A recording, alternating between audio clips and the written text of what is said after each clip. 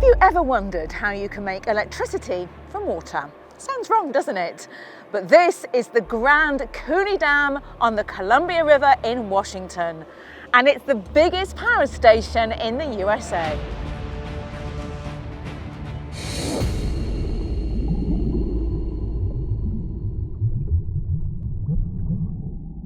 Now, when we think of hydroelectric power, we tend to think of these massive power stations that come with huge dams attached, like this one at Grand Coulee, and they are absolutely awesome.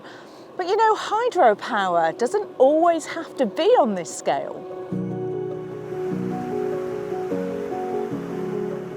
Exactly. The beauty of hydro is that you can go large or offer something a little bit more modest. You see, we've used water power since time immemorial, and it was a main force behind the Industrial Revolution in the late 1800s, quite literally. All it does is harness the kinetic energy of water flowing down a gradient to turn a wheel, which back in the day might spin a millstone or work a pump. Later, that motion was used to spin a shaft in a generator to produce electrical energy.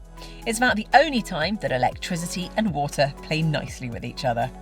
And basically the same system produces electricity that can power your home, car, or disco lights in your living room. No? Just me then. But how does having a power station at home actually work? I better go and talk to the man who owns it. This is Ross Braun. By harnessing the power of the stream in his garden, he's become a micro-producer of electricity.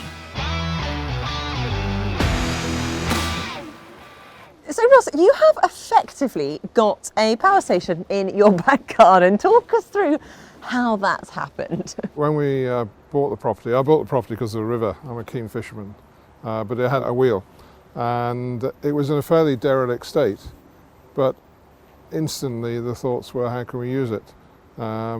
It was driving a small DC generator that was providing hot water for the house, but the potential was obviously much greater than that.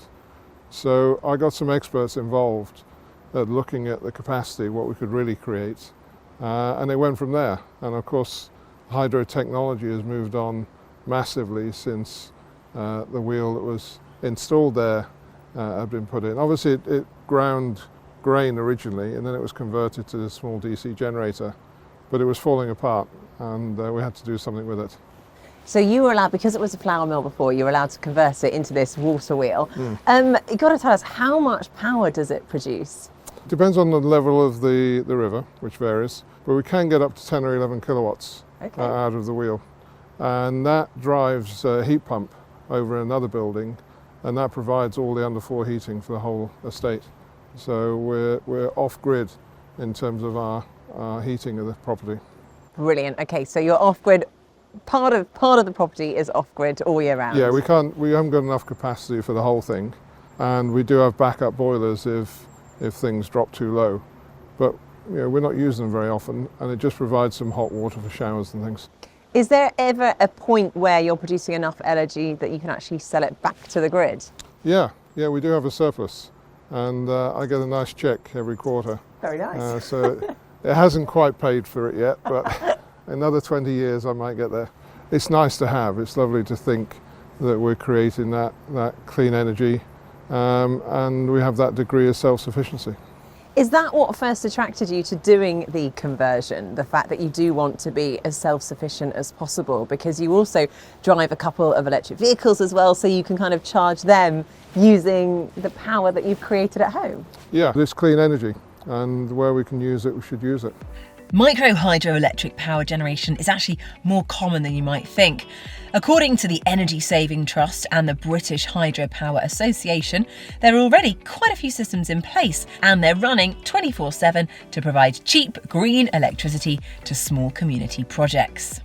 They should last between 40 to 50 years and work with the environment to do stuff like light your house or charge your electric car. They're basically old school solutions for new style needs. But what if you need more power? Like a lot more power? Well, then you need something like Grand Coulee industrial hydropower.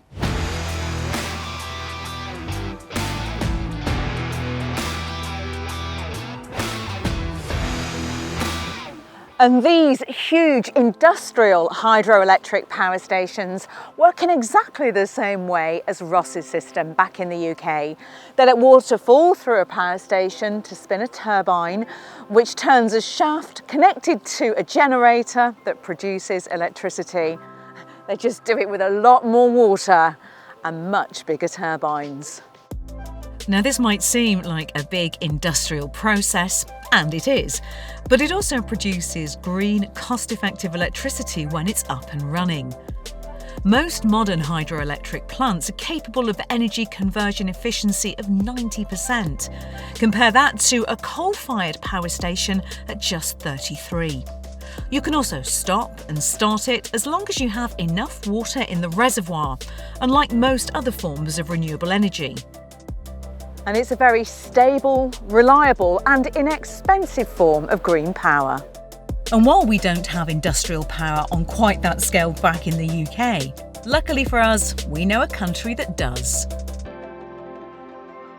Norway, a country famously both hilly and very well supplied on the rain front, is so good at hydroelectric power that it can actually run most of the country on it. No less than 93% runs on hydropower. Now that's impressive.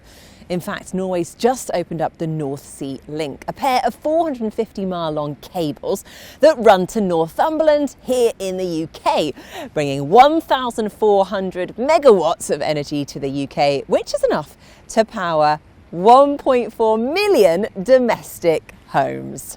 And we've got more domestic hydropower on the way. The proposed Quar Glass facility in Scotland should have a potential capacity of 1,500 megawatts.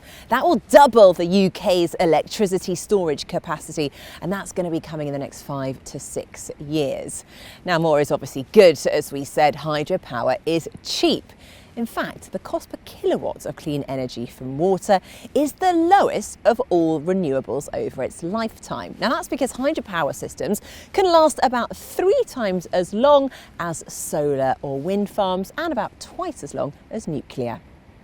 But more than that, building a big hydro station brings money into the local economy, and the majority of new small schemes like Ross's are in rural areas, which provides valuable energy in a way which is environmentally sensitive and also has strong community support.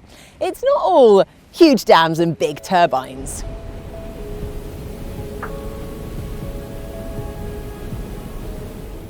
So next time it rains like this, remember, it's not just getting your hair wet, it could be powering your house and even your car.